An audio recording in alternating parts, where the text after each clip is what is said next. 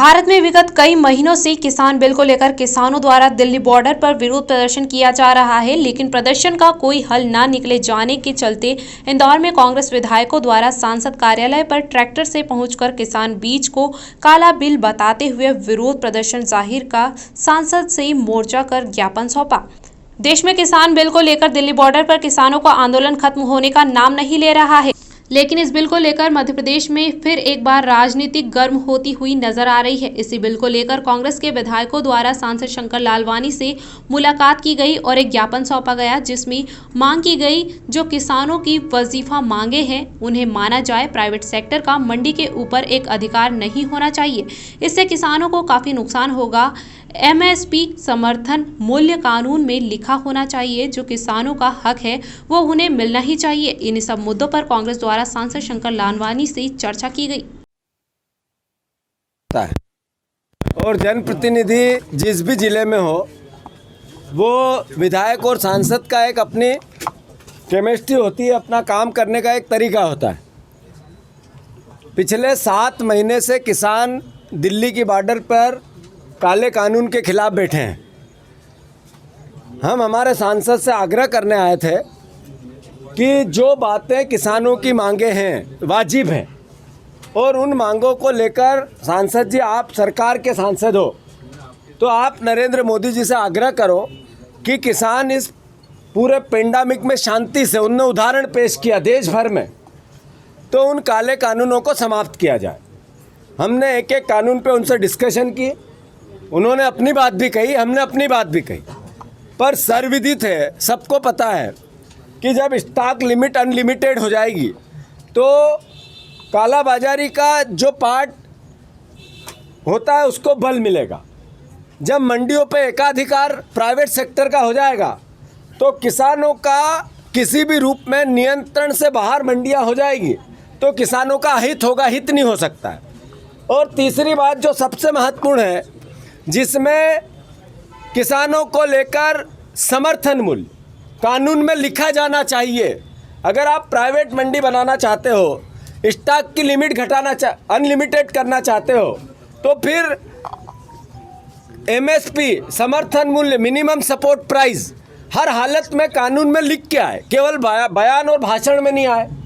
जब भी सरकार के मंत्री से सरकार का वक्तव्य आता है तो वो कहते हैं कि अनलिमिटेड है ये स्टॉक, पर हम समर्थन मूल्य की गारंटी देते हैं, पर लिखेंगे नहीं। तो नहीं लिखेंगे क्यों, ये सवाल है। आज हम किसानों का जो दिल्ली में आंदोलन चल रहा है उसके समर्थन में हमारे सांसद से, इंदौर के सांसद से, यहाँ के इंदौर के विधायक ये मांग करने आए थे कि किसानों के हितों की आप रक्षा करो।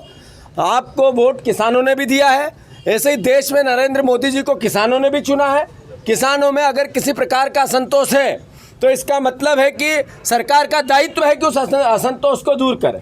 इस पूरे परिप्रेक्ष्य में हम आए थे। कुछ लोकल मुद्दे भी चर्चा का विषय था। इंदौर में बीज की कमी है, बीज की, सोयाबीन के बीज की 10,000 से ऊपर बिक रहा है। डीएपी की कमी है, बिजली के बिलों में इतनी बढ़ोतरी हो गई कि लागत इतनी बढ़ गई, किसान को किसी भी रूप में फसल में अब कोई मुनाफा नहीं दिखता है। तो इन सब चीज़ों से हमने उनको अवगत कराया है। सांसद जी को उनने सकारात्मक उत्तर दिया है। ये हमारे इंदौर की तासीर है, ये हमारे इंदौर में ही अच्छाई है कि 2 दलों के अलग अलग जनप्रतिनिधि भी ऐसे प्यार से, मोहब्बत से एक दूसरे को अपने विचार व्यक्त करके अपनी बात कह सकते हैं। मैं सांसद जी ने समय दिया, उनको साधुवाद देता हूँ, धन्यवाद देता हूँ। और उससे ज़्यादा साधुवाद उन्होंने हमें पोहे खिलाए, इसके लिए भी देता हूँ। और उससे ज़्यादा साधुवाद एक सांसद की जैसी गरिमा होती है उस हिसाब से उनने काम बात की। उनको खूब ढेर सारी शुभकामनाएं और आशा है वो हमारी बात प्रधानमंत्री तक ले जाएंगी। विभिन्न किसानों को मुद्दों को लेकर उन्होंने मांगे हैं उनकी, और कितनी वाजिब मांग गई हैं?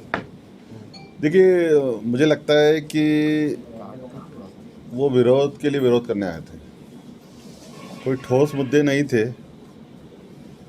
और जिस कानून को लोकसभा और राज्यसभा ने पास किया है प्रजातांत्रिक तरीके से, उस कानून के खिलाफ वो बोलने आए थे।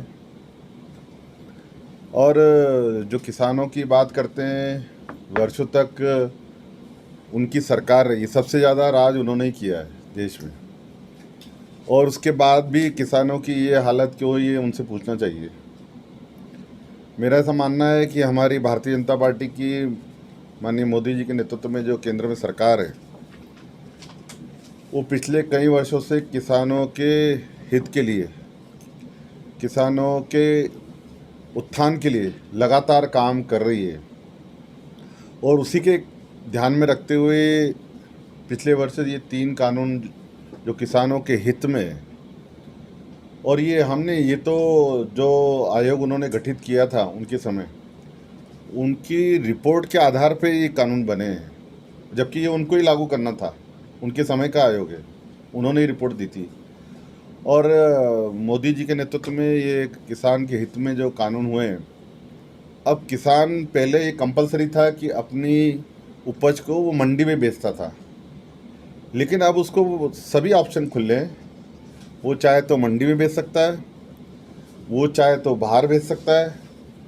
पहले मंडी में उसका था कि मंडी में बेचना है, अब तो इस शहर में बेच सकता है, दूसरे शहर में बेच सकता है, दूसरे राज्य में बेच सकता है, और यहाँ तक कि दूसरे देश में बेच सकता है। तो अब हमने अभी किसानों का एक सम्मेलन करा था, जिसमें विदेश में किस प्रकार से वो अपने उपज को बेच सकते हैं। जो टमाटर 5 रुपये, 7 रुपये, 20 रुपये में 5 रुपये मिलते हैं, वो हमें घर आते 20 रुपये और विदेश में 80 रुपये, 100 रुपये में बिकते हैं। तो हमारा ये कहना है कि किसानों को ओपन मार्केट होना चाहिए। आज कोई भी वस्तु हम खरीदने जाते हैं बाज़ार में, तो ओपन मार्केट है, हम चाहे यहाँ से लें, हम चाहे वहाँ से लें। तो ये तो